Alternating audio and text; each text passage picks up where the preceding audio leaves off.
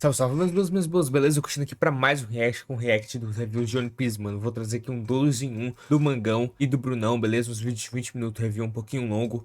E, mano, esse capítulo foi sensacional, mano. É nome de família de Mu, é Sabo quase morrendo, é arma ancestral que não é arma ancestral, é Mother Flame, é pai do Shanks, é vô do Shanks, Shanks tem no Bito. Mano, muita coisa, capítulo sensacional. E o Oda, pra quem não tá sabendo, acho que tu não tá sabendo, vai tirar um mês de descanso porque ele vai fazer uma cirurgia nos olhos por causa do astigmatismo dele. Aí, mês que vem ele volta aí, né? Um mês é foda, né? Ele deu essa pausa antes, quando acabou o ano, e ele deu uma pausa dessa também há muitos anos atrás, quando foi o time skip. Mas vamos lá pro vídeo, vamos ver o que o Evandrão tem pra falar pra gente, beleza? Beleza, vamos lá em 3, 2, 1 e play. Os segredos do mundo de One Piece residem em dois lugares, na última ilha e na terra sagrada de Mary Joyce. Um deles permanece inalcançável, mas outro abriu as portas para as maiores revelações já vistas. O nome original de Imu-sama, a arma que destruiu Lulusia, a imortalidade confirmada, o rei de God Valley e a herança de Shanks o Ruivo. Tudo isso revelado e claro, deixando mais perguntas do que entregando respostas. Quero saber tudo sobre o maior capítulo de One Piece? Então se liga que eu vou falar nisso agora.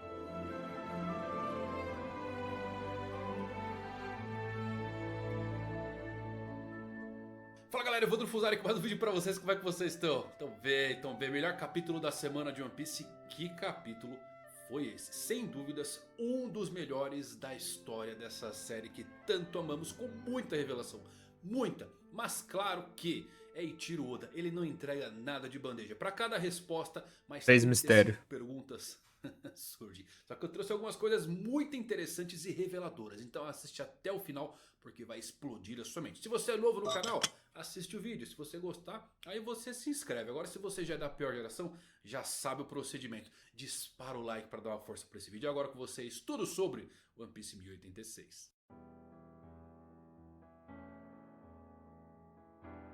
Então vamos lá meus amigos, nosso capítulo se inicia na Reverie e é importante saber aqui o ponto dessa linha temporal para ter um melhor entendimento. A morte do Rei Cobra foi ocultada e a Reverie chegou ao fim. Isso aqui é antes das 3 notícias de Big News Morgans vazarem para o mundo e exatamente no fim da Reverie. Vemos Pel e as pessoas de Arabasta procurando pelo rei e pela Vivi e também temos os monarcas voltando para suas embarcações para irem embora para os seus reinos. Um desses navios temos o Apou e Vivi que conseguiram se esgueirar para o depósito de cargas onde se esconderam. Era um navio a caminho do reino de Aegis e é onde descobrimos como Vivi e o Apou foram parar lá no navio voador de Big News Morgans. O Apou ofereceu informações privilegiadas do que ele viu em troca de uma fuga segura. Isso é interessante quando conectamos os pontos. Antes da ligação de Apou é quando temos os agentes do governo atacando o Morgans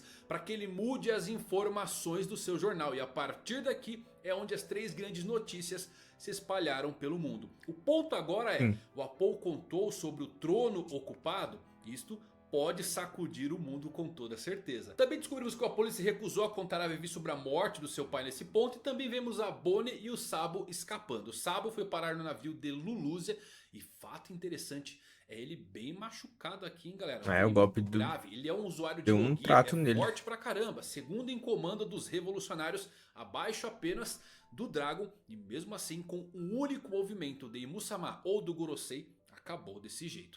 Aí, galera, mais uma vez, vale se situar na timeline. Vemos o Gorosei comentando sobre o Sabo e como ele é cercado por diversos Ds. Ele também menciona sobre tratar o assunto de Egghead. Essa decisão que eles querem tomar é sobre a morte do Dr. Vegapunk. Porém, galera, isso aqui está sendo decidido antes do Luffy chegar nessa ilha do Vegapunk. Esse ponto da linha temporal é provavelmente o começo do ano para Luffy. Inclusive, deixo uma dica de leitura aqui para você caso não saiba. Mas quando você ver essas bordas pretas na página Sim, é do mangá, flashback. significa que estamos em um flashback. Bordas brancas é a linha do tempo atual. Então temos o que eu considero o ápice desse capítulo, que é uma ligação vindo diretamente de Imu-sama ao Gorosei. É dito que o Vegapunk criou a Mother Flame, a chama mãe, e ele quer utilizá-la. O Gorosei concorda que eles precisam testá-la para ver o quão efetiva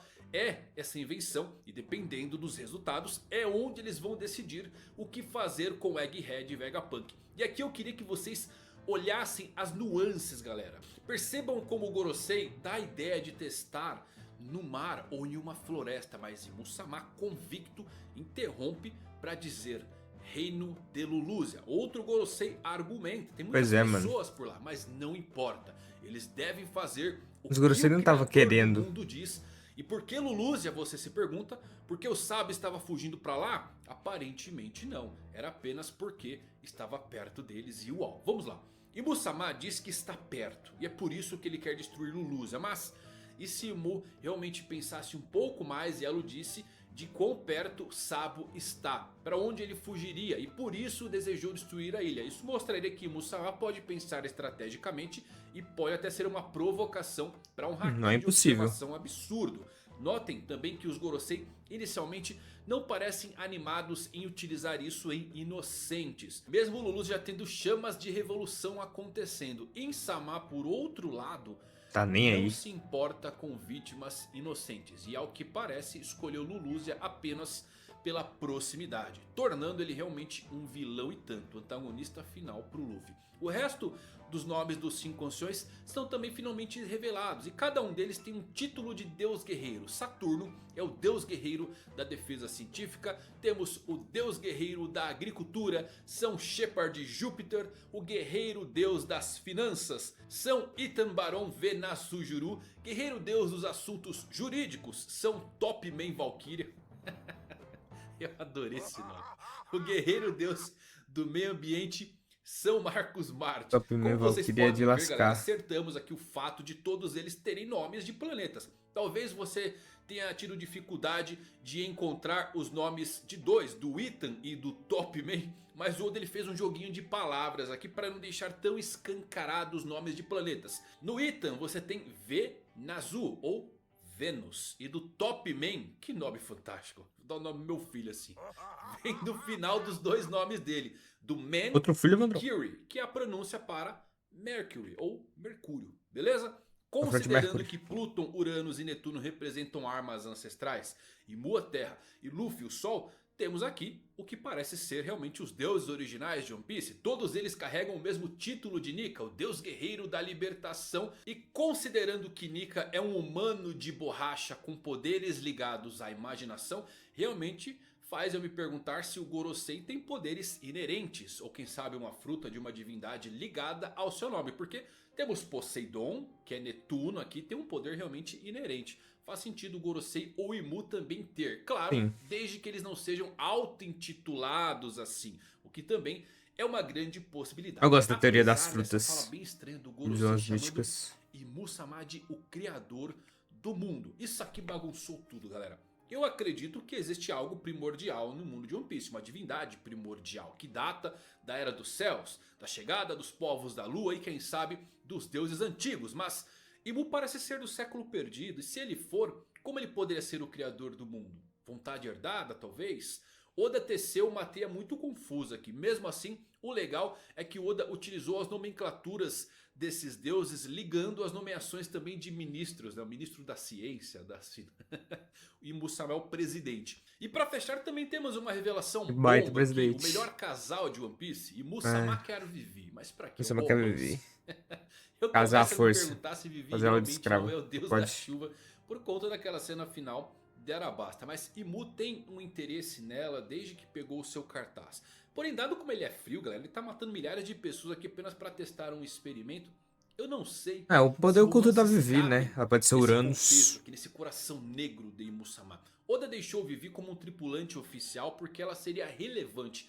E agora que descobrimos sobre Lily Nefertari, a Chama Mãe, voltamos à estaca zero do que é Uranus. Vivi pode estar ligado a isso. Agora falando da Boulder Flame, pra ser sincero, essa aqui é a maior surpresa desse capítulo pra mim. Porque voltamos à prancheta, à estaca zero de o que é Uranus. Além disso, Não é Uranus, é né? apenas mais uma coisa que o governo mundial tem no seu arsenal. E quem sabe o que eles podem ter guardado. Talvez diversas dessas armas, como um estoque nuclear.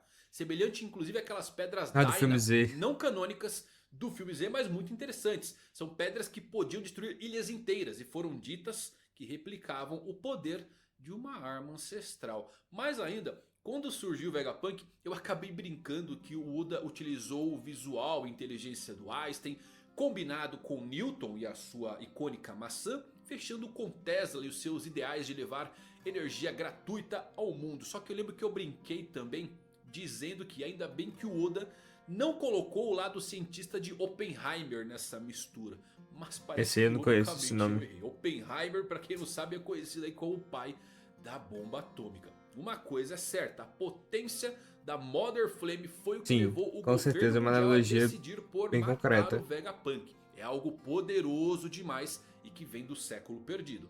Fato interessante é que é a primeira vez que eles usam isso, galera. Então responde por que não utilizaram antes essa arma em Ohara. E mais ainda, abre de novo o mistério de o que apagou God Valley do mapa. Quanto à Chama Mãe, eu não acho que Vegapunk criou isso realmente como uma arma. Na verdade, creio que ele tentou recriar a fonte de energia infinita que ele tanto busca. E acabou virando essa arma. Pode ser a fonte de energia provavelmente que foi retirada lá daquele robozão do século perdido.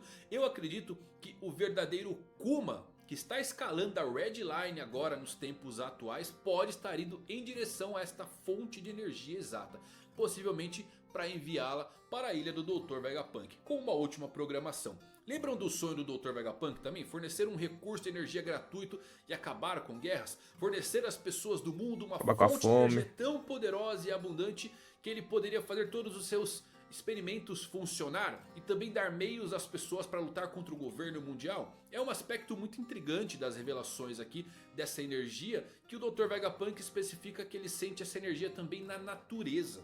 Tá? Com as várias revelações que aconteceram inclusive em torno das Akumas no Mi, como elas renascem, isto pode acabar tendo ligação, essa energia espiral. Então o nome dessa invenção, Chama Mãe, está de acordo com o que o Dr. Vegapunk disse anteriormente, que o poder do reino antigo era algo talvez ligado ao fogo. E a Chama Mãe deve ser a recriação dessa antiga fonte de poder. Mas voltando ao capítulo, vemos que alguns países iniciaram rebeliões. Então temos a revelação de outros serafins. Moria do Flamingo Crocodile. O S-Mingo, ele anda igualzinho o Dove. Olha essas perninhas. Engraçado, mano. Mas ele tem a Muito mesma legal. voz do Flamingo adulto e Crocodile isso com é esse bem visual creepy. andrógeno que parece comigo, né? Você olha pra mim, você não sabe se é homem. Sim, você não sabe se é homem com essa barbona, né, Eu Vandrão? deveria ter feito Crocodile mulher pra deixar todo mundo maluco. Tem uma carinha meio triste esse Crocodile, né? Detalhe pra cicatriz. Sad Essa vibes. marca aí veio da luta de Crocodile original Versus contra Barba o Branca. O que isso significa? Se o Serafim nasceu com a cicatriz, Barba Branca é tão forte que ele deixa uma cicatriz até no DNA do Crocodile. Eu adorei isso. Espero que esses serafins no final eles fiquem com o Albert, com o King, que possa iniciar a volta do povo lunariano.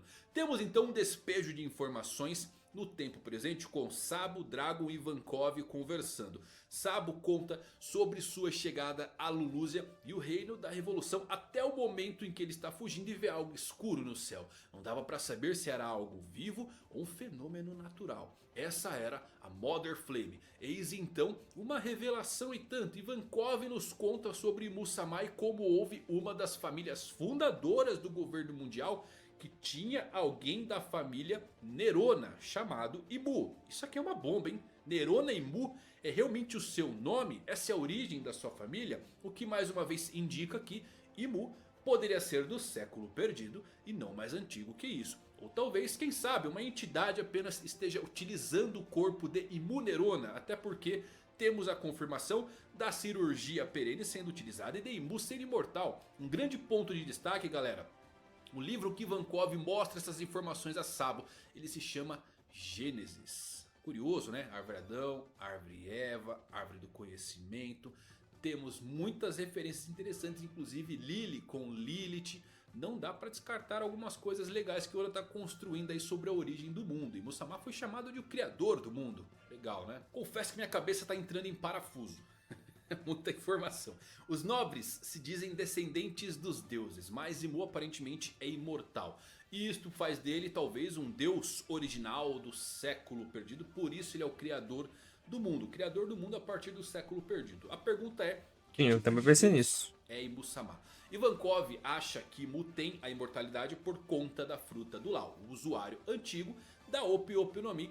Que também é muito bom essa revelação porque confirma nossos pensamentos de que Lau não precisa morrer para vermos a cirurgia perene acontecer. Podemos ver em um flashback. Mas ela ainda, morreu Lau pode triste. tornar muito relevante ao quem sabe reverter essa imortalidade. Imagina, com aí seus ele morre. poderes. Legal, né? Aqui entramos em um ponto de discussão legal. Ivankov acusa Vegapunk de criar essa arma destrutiva, mas o Dragon diz que o doutor não faria uma arma de destruição em massa assim. O Ivankov provoca. E se for uma arma ancestral? Se Musamat tem 800 anos, faz sentido ele ter algo assim. Dragon, por outro lado, diz que as armas realmente existem. Nico Robin confirmou para eles, mas se o governo tivesse uma arma assim, por que nunca utilizaram antes? Vamos lá, galera.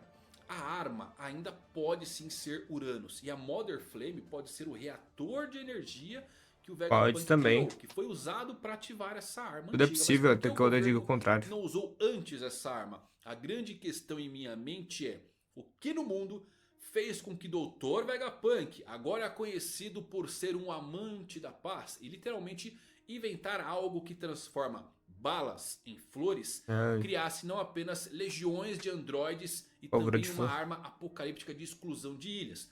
Porque eu não acho que ele criou essas coisas Com o para propósito de destruir, né? Porém, Vegapunk não tem acesso à Pra energia destruir. infinita que ele tanto queria, a energia do fogo do reino antigo. E aqui vem a parte obscura. Dragon se questiona por que o governo não usou isso antes, se for do século perdido. E o Gorosei disse que demora para preparar esta arma. Talvez a chama-mãe seja alimentada pelo fogo dos Lunarianos e sua chama eterna, que pode Nossa, ter sido será que tem utilizada Lunariano como fonte de escravizado energia. dentro da arma? Talvez Uranus original Putz. seja a nave dos povos da lua. Os Lunarianos foram praticamente Imagina. extintos, sobrando apenas o King. Mas agora o Vegapunk decifrou o fator linhagem e o que ele fez? Clonou essa raça perdida e talvez o governo esteja usando Lunarianos como escravos para fortalecer Acabei de falar. uma arma antiga. Um tom bem escuro que combina com Mary Joyce. A Combina. chama-mãe Os caras têm é a escravo chama lá, Lunariana. random, Os pra mover ela no Lunarianos chão. esperam por quem? Joy Boy, o homem com a fruta do Deus Sol. Então, galera, acho que os Lunarianos eram usuários originais de Uranus. E não foi até Vegapunk criar os Serafins que eles puderam utilizar novamente essa arma antiga. A chama-mãe soa como habilidade dos Lunarianos e provavelmente seria necessário para disparar essa arma ancestral. Para fechar, a revelação O vô do bombástica, na Shanks, última página pai do Shanks, conhecemos tio do Shanks. São Figarland Garlin, o supremo comandante dos Cavaleiros Sagrados. Ele que executou o julgamento de São Miosgard. Sua pena por ajudar os Homens Peixes? Morte. Galera, temos aqui em nossa frente o pai Esta de pica. Shanks, o Ruivo, que acaba de ser confirmado sim com sangue nobre correndo em suas veias. São Canelas é canônico, São Shanks é real. Pra você que não entendeu, galera, o nome Figarland surgiu no Esse filme povo Red, que não viu onde o o filme. Gorosei nos revela que o Shanks faz parte desta família que acaba de ser canonizada no mangá com Garlin. O ponto curioso também é ele sendo chamado de antigo rei de God Valley. Isso aqui é um pouco estranho porque ele é chamado de São Garlin. E São, né, o nome santo, é dado aos 20 fundadores. Mas ele não deveria ser rei de nada fora de Mary Joyce. Bom, talvez a família Figarland possa ser a única família que ascendeu aos deuses do mundo, porém continuou com representantes no mundo normal, lá em God Valley. E por isso o nome Que desse fariam lugar, isso, será? o Vale dos Deuses. O Tabu de Zebek foi invadir God Valley para atacar diretamente uma família de deuses, visto que em todos os outros reinos foi escolhido a dedo outra família para reinar. Bom, uma coisa é fato, ele estava no incidente de God Valley e Shanks, ainda bebê, foi levado por Roger por engano quando ele roubou um baú de tesouros e achou o jovem ruivo lá dentro. Isso explica porque o Shanks conseguiu falar com o Gorosei, confirmou tudo o que eu vinha trazendo para vocês de São Shanks. Faz sentido agora, galera. Figarland era o rei do Vale de Deus, a ilha que Shanks foi encontrado por Roger.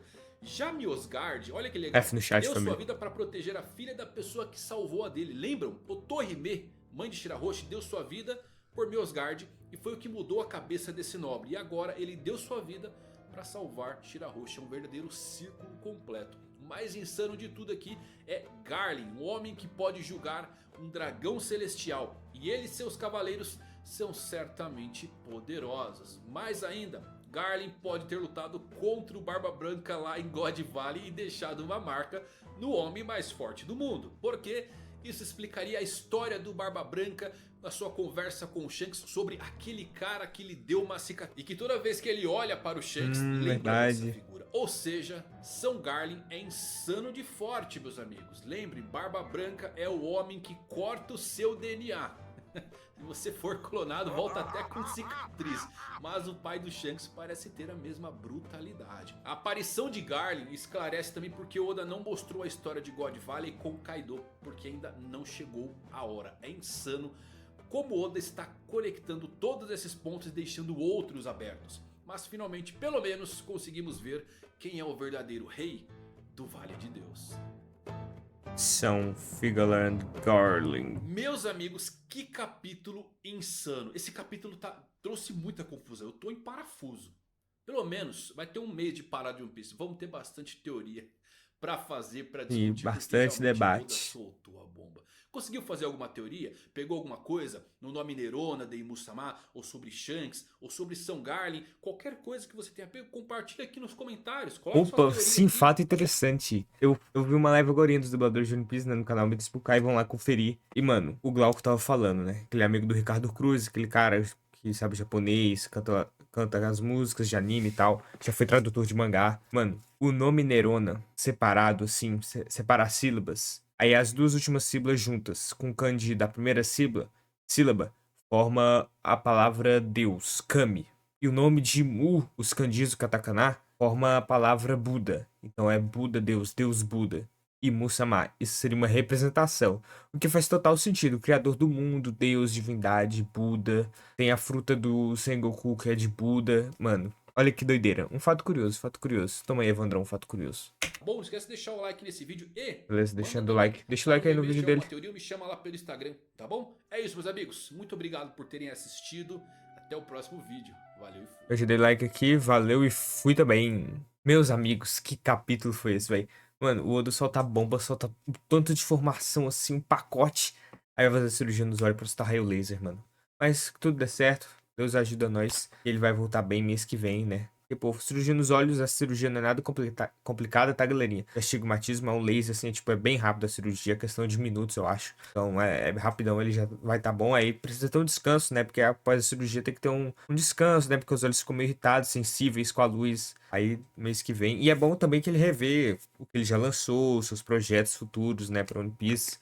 Os próximos capítulos, o desenvolvimento do plot, que ele pode mudar alguma coisinha ou não. Porque ele já falou isso em entrevista, né? Que ele sabe o final de One Piece, mas ele não sabe como vai acabar. Não sei se ele falou isso ano passado ou faz mais tempo, mas isso é muito foda. Porque ele já tem o final planejado desde que ele começou a obra. Ele sabe o final, de fato, consumado ali, final. Mas como os personagens vão reagir, os eventos que vão acontecer pra isso ocorrer, o final de One Piece, ele não sabe. Então ele vai descobrindo, fazendo a história. Fantástico, né? Então, calma aí, galerinha. Um mês, já teve essa pausa e passou rapidão. Um mês passa rápido, passa rápido. Então, galerinha, agora vamos pro review do Bruno Bandeira, aquele gado famoso.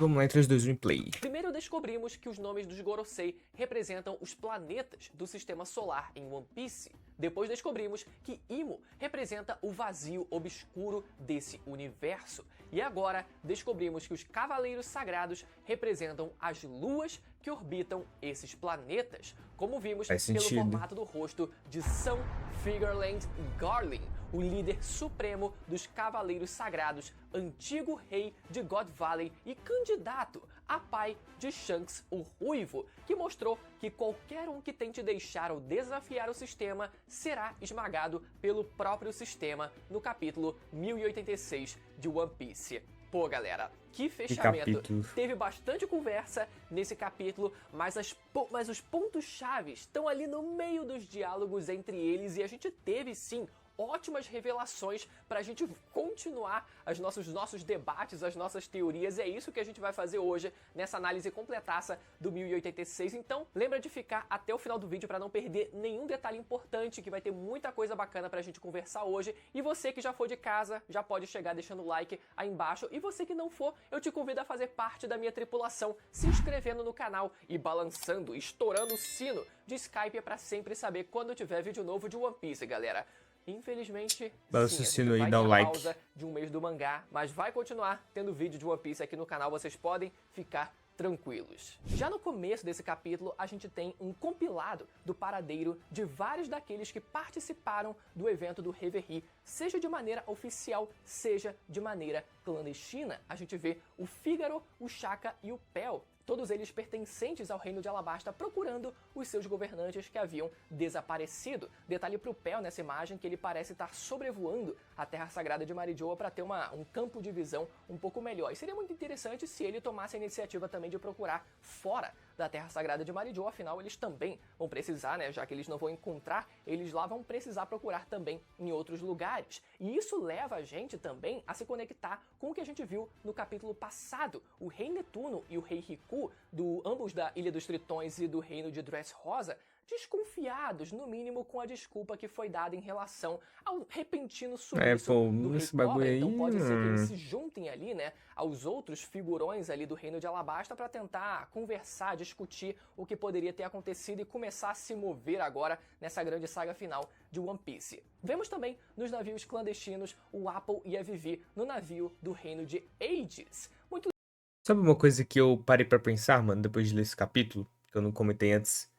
Que essa atitude do Apple, assim, de... Não, eu não vou te contar, mano, você não precisa saber desse treino do seu pai. Embora ele seja vil, ruim, pessoa ruim, uma maneira dele proteger a Vivi pra livrar ela da dor, tá ligado?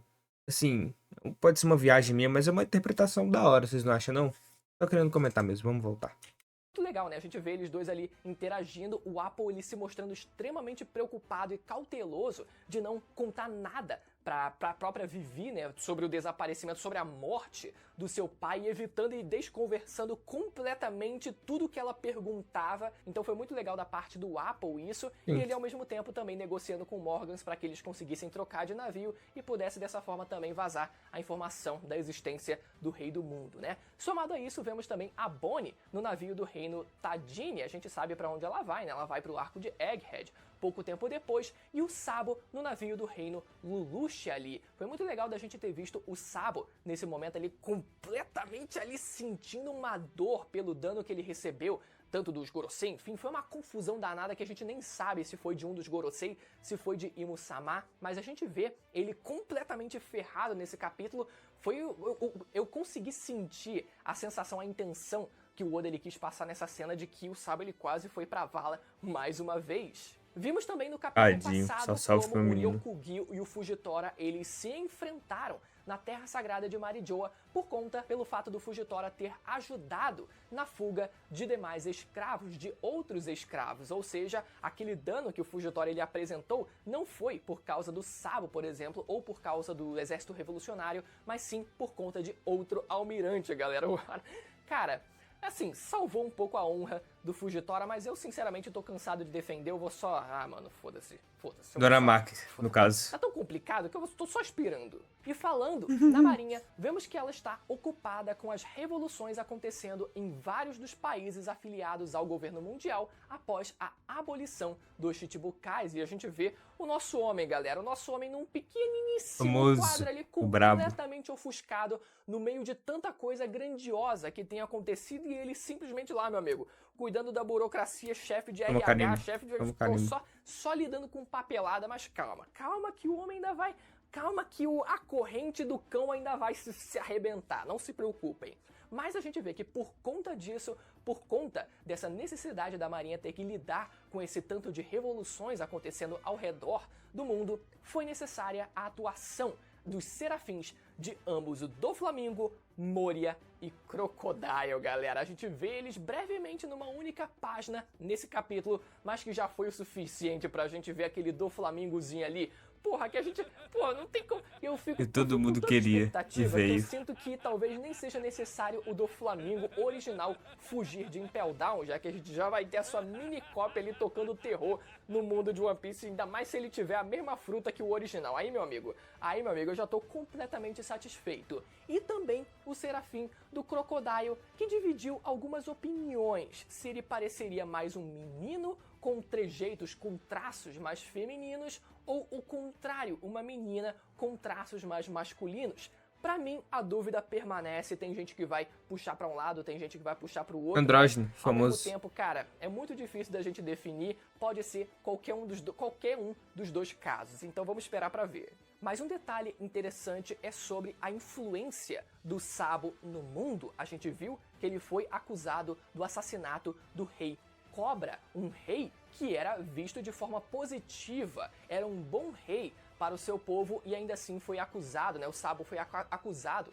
de assassiná-lo e isso fez com que vários países entrassem num processo de revolução com pessoas não só criando um senso de revolução e ódio, acreditando que o Sabo matou um rei, o povo direcionando elas para o governo mundial, mas também apontando essas armas para qualquer monarca e soberano do mundo, incluindo aqueles que eram bons para o seu povo, como o Rei Cobra. Então essa influência do Sabo, por mais que esteja sendo útil para o exército revolucionário no momento de agora, pode ser que talvez seja um problema daqui pra frente, já que a gente tá vendo claramente eles cometendo excessos, não discernindo qualquer monarca que possa ser bom ou qualquer monarca que possa ser ruim, eles estão simplesmente pegando armas contra todos eles. Já dentro da Terra Sagrada de Marijoa, descobrimos nesse capítulo o nome de todos os Gorosei. Primeiro, o daquele que a gente já sabia que era o deus guerreiro da defesa científica, São Jai Garcia Saturno, que a gente já conhecia o seu nome, mas agora a gente vê que ele é um guerreiro da defesa científica, ou seja, faz muito sentido que ele, especificamente, esteja a caminho da ilha de Egghead. Então vamos ver se a gente vai ter uma conversa um pouco mais específica entre ele e o Vegapunk. Vemos também o deus guerreiro do meio ambiente, São Marcos Mars, que faz referência ao planeta de Marte. Seguindo, temos o deus guerreiro da justiça, São Topman Valkyrie, que faz referência ao planeta de Mercúrio. Temos também o deus guerreiro das finanças, Santo Etambaron Vi Nasujuro, que faz referência ao planeta de Vênus. E por último, o deus guerreiro da agricultura, São Shepherd Júpiter. Foi muito interessante como o Oda ele dificultou um pouco ali, né, alguns nomes, não deixando eles completamente explícitos. Mas muito interessante que eles não só a gente descobriu os seus nomes, mas que eles também servem como ministros do mundo, cada um deles sendo responsável por uma determinada área. E a gente sempre teve a impressão de que todos eles trabalhavam em conjunto de forma geral. Sim, para governar o mundo. Até porque não tinha nenhum detalhe sobre eles. Claro, eles estão sempre juntos, eles sempre aparecem juntos, então muito provavelmente eles se aconselham de alguma forma, mesmo que cada um deles tenha uma especificidade, seja uma espécie de ministro em cada determinada área. Já do lado de dentro da Terra Sagrada de Marijoa, vemos Zimo conversando com os Gorosei e dizendo que deseja usar a arma criada por Vegapunk, chamada de Chama Materna. Muito interessante porque carrega um nome muito parecido com a tal Chama Eterna que o Vegapunk desejava criar, que seria verdade, fruto da existência de uma fonte de energia inesgotável e limpa que ele poderia fornecer para o mundo inteiro. E aqui temos essa tal de Chama Materna, que carrega um nome parecido, provavelmente porque foi feita pelo Vegapunk. E isso é muito interessante porque a gente sabe como o Vegapunk ele foi inspirado em Albert Einstein. E a gente sabe também que as teorias e influência política de Einstein abriram o caminho para a criação de armas nucleares. E o que a gente vê sendo executado contra o reino de Lelouch parece muito uma arma nuclear. Só que a gente vê ali, seguindo, né, a conversa entre eles, alguns dos Gorosei cogitando testar essa arma em solo limpo. Fato interessante, agora que o Bruno falou isso sobre os estudos do Einstein, né, que deram origem no futuro às bombas nucleares, mano, me veio totalmente agora a comparação, e eu acho que cabe aqui nesse caso. De Imo, seus Estados Unidos, que tacou as bombas em Hiroshima e Nagasaki. Nesse caso, no reino de Luz e Musamá, no mundo de One Piece. Vocês não acham não, mano? Vocês acham que essa comparação é muito meh ou vocês acham que faz sentido? Deixa nos comentários. Mano, pra mim faz muito sentido. Volta. Seja no meio do oceano, seja numa floresta, em algum lugar que não houvessem habitantes. Só que Imo diz pra eles testarem no reino de Lelouch, afinal aquele reino se localizava muito próximo de Marijoa, então faz sentido que fosse testado lá, né? E todo mundo fica, não, realmente faz sentido, vamos testar lá, porque isso e aquilo e tal. Mas galera, isso já levantou uma nuance de que os Gorosei, ou pelo menos parte deles, nem todos eles são cuzões, da forma como a gente pensava, né? Eles também precisam corresponder às expectativas. Desde aquele tempo de Ohara que o Gorosei fica com a mão na cara de, pô, tristeza. Ao evento de Ohara, não acho que eles são 100% ruins. Depois que o reino é completamente destruído, né?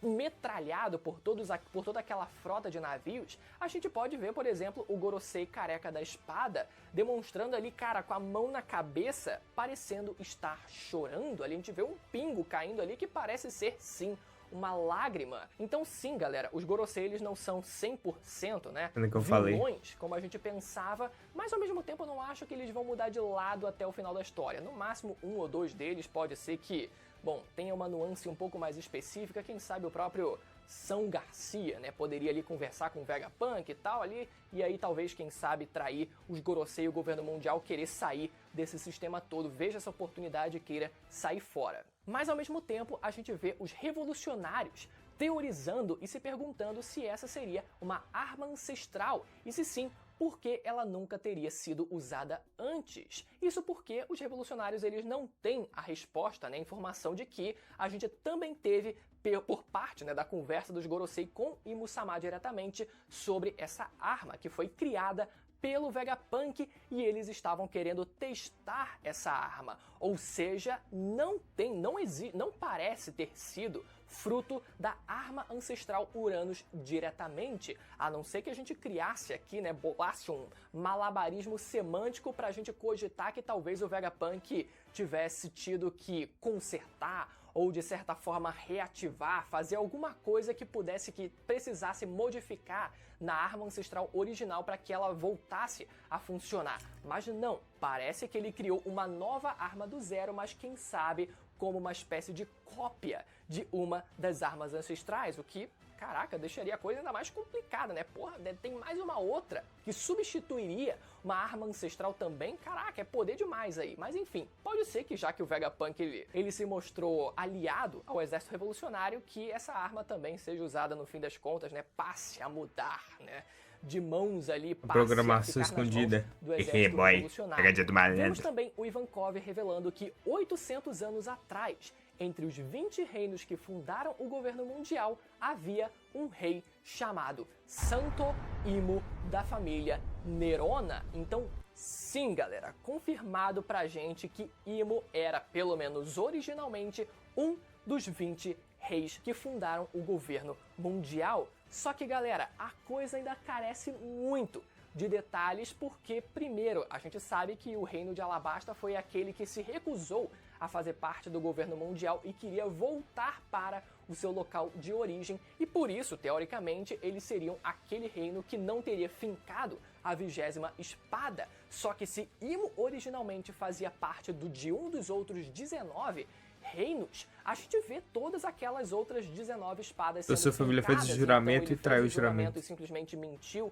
e se colocou no topo. Galera, como a gente já vem teorizando sobre a teoria da troca de corpos, sobre a teoria da imortalidade, que inclusive foi levantada aqui nesse capítulo também, tudo parece sim se encaminhar para isso, e nos vídeos anteriores aqui do canal eu discuti um pouco mais sobre isso com vocês. Mas falando sobre a parte inédita que a gente teve nesse capítulo, sobre ele pertencer à família Nerona, pode ser que esse reino de Nerona tenha sido inspirado no Império Romano de Nero, que governou dos 16 aos 30 anos de idade, ou seja, assim como o reino de Alabasta teria sido inspirado no Egito Antigo, a gente teria um reino também que teria sido inspirado no Império Romano. E existem alguns detalhes bem interessantes na história de Nero que fazem algum sentido dentro da história de One Piece, como por exemplo o fato do Nero, o imperador Nero, ele ter sido acusado da morte do seu irmão, da sua mãe, das suas duas esposas, incluindo uma estando grávida, e de um grande número de opositores. Ele ficou conhecido também por ser responsável pelo grande incêndio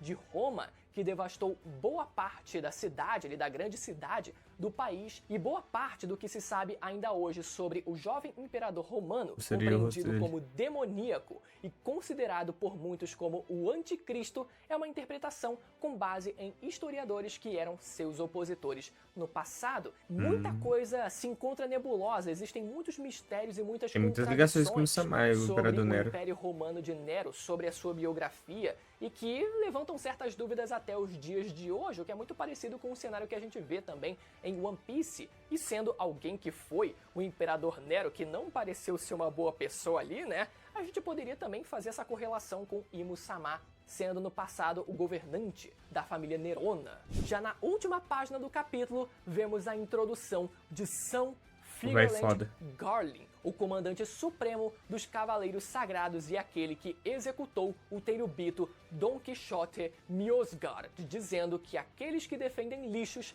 são piores que lixo. Ou seja, a gente já vê que o velho, meu amigo, está pouquíssimas ideias. Não parece que ele vai ali, por mais que tenha uma possível relação com o Shanks, mude de ideia. Não, meu filho, ou meu neto, vamos aqui não se unir. Não parece que o velho vai ter. O velho vai ser cabeça dura, com toda a certeza. Mas a informação que a gente tem também sobre ele é que ele foi o antigo rei de uma terra chamada God Valley. Porra, galera. God Valley é uma terra, era um país, era uma ilha que a gente não sabia se pelo nome ela era uma espécie de colônia de férias dos Tenryubitos, se parte dos Tenryubitos viviam lá de forma geral, mas agora a gente tem a informação de que aquela terra pertencia a uma única família, que era o reino Figarland. E que, se a gente for unir com a informação de que essa teria sido a primeira vez de que o governo mundial teria usado essa arma criada pelo Dr. Vegapunk,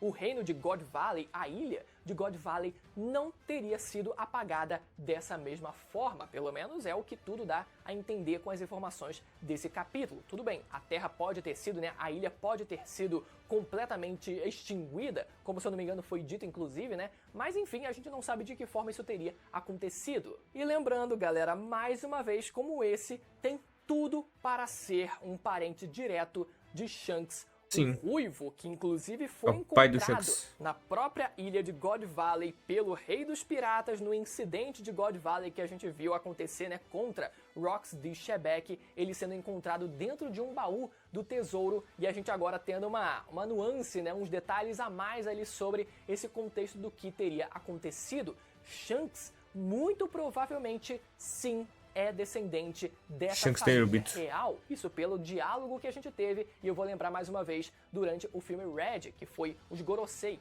cogitando matar a Uta, que foi na história do filme dita ser filha do Shanks, e os Gorosei, levando essa informação em conta, teriam hesitado em matar a Uta, já que ela teoricamente faria parte, teria o sangue da família Figarland, mas isso pelo fato dela ter sido considerada filha do Shanks. Só que sabemos que ela foi adotada. O Shanks é quem teria de fato essa linhagem, esse sangue correndo nas suas veias, e agora a gente vê que a sua origem foi sim diretamente de God Valley. Lembrando também que o nome Garlin também é o nome de uma bebida, e a gente pode correlacionar isso com o nome dos tripulantes do bando do Shanks. E todos têm nomes de bebidas. Nomes inspirados em bebidas, então uma coisa ali também já começa a conversar com a outra. E somado a isso, se a gente for retomar a silhueta dos Cavaleiros Sagrados que a gente viu da primeira vez, nenhum deles parece pertencer a esse Figarland que aparece nesse capítulo. Afinal, ele tem um penteado muito específico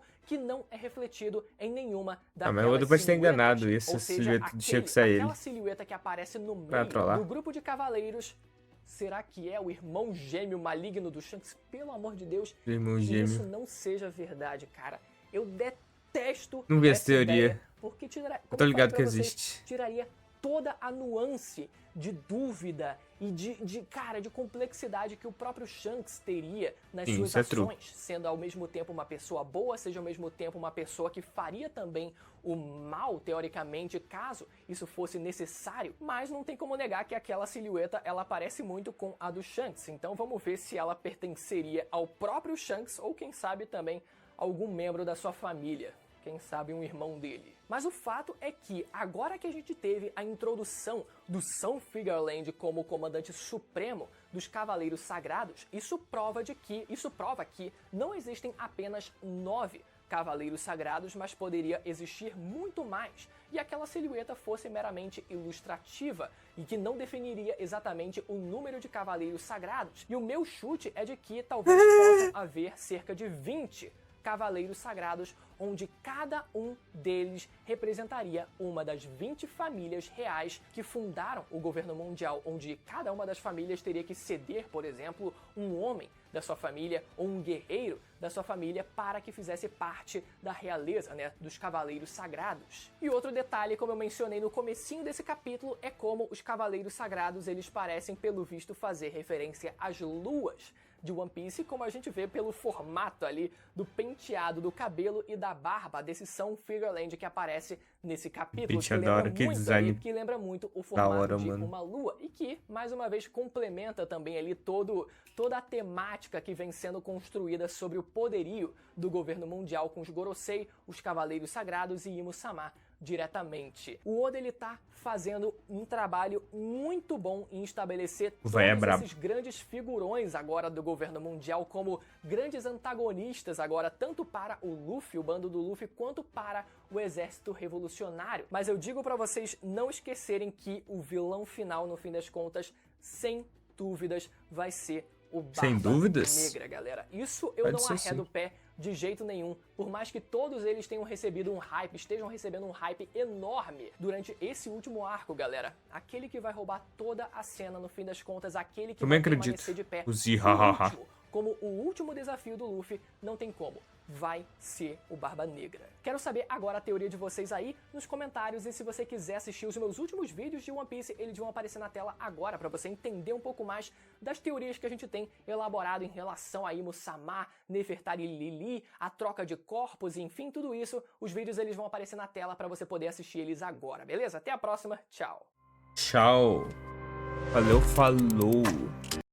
Galera, que viu bom do Brunão. Viu bom. Eu nem tinha parado pra pensar nesse trem do caso desse Figureland que tem o formato de luz, cavaleiros sagrados serem relacionados às luas, os grossos planetas, o Luffy, o Sol, todo o sistema solar ali. Cara, eu não tinha parado pra pensar nisso. Muito bom. E eu não sabia desse trem que o nome do Figureland e o Garling é o nome de uma bebida, que se relaciona com o nome os nomes dos tripulantes do Ruivo, que são todos nomes de bebidas, né? Mano, sensacional. Se pá, é o pai do Shanks mesmo, mano. E essa teoria do irmão gêmeo do Shanks, eu lembro que ela existe, ela saiu uns vídeos assim no final do ano passado ou começo desse ano, mas eu não vi nenhuma, então depois eu vou dar uma olhada pra verificar, beleza? Mas pô, esse capítulo foi insano, mano. Eu acho muito foda como o Oda consegue setar o mundo dele de uma forma tão magistral, tá ligado? Ele seta tudo direitinho, deixa as pontas soltas e você fica, pô, e aquilo lá? Aí ele volta, complementa aquela ponta solta, ele dá uma resposta, mas a resposta não é tão reveladora, é ainda cheio de névoa e aparece mais 35 mil mistérios. Você fica, pô, que vai acontecer, mano? Como eu falei, mano, ele sabe o final, mas ele não sabe como chegar lá, mano. Não sabe como vai ser direcionado. Ele vai descobrindo conforme ele vai fazendo a história. Isso é incrível, mano. Mas bem, sabe o que é mais incrível, velho? Do que todo esse setup que o Oda tá fazendo, mano? É o seu like. Se inscrevendo aí, compartilhando. Deixando um comentário pra ajudar no engajamento e nos crescer cada dia mais. Só agradece pra um dia chegarmos dos 1000 inscritos. E se Deus quiser, vai dar tudo certo. Links dos vídeos aqui na descrição, junto com o meu Instagram também. Comentário fixado e cards. Se vocês gostaram do conteúdo, quiserem ver mais desse tipo, vou deixar aqui os outros reviews de One Piece e mais conteúdo de One Piece, beleza? Então é isso, galerinha. Até uma próxima. Valeu, falou.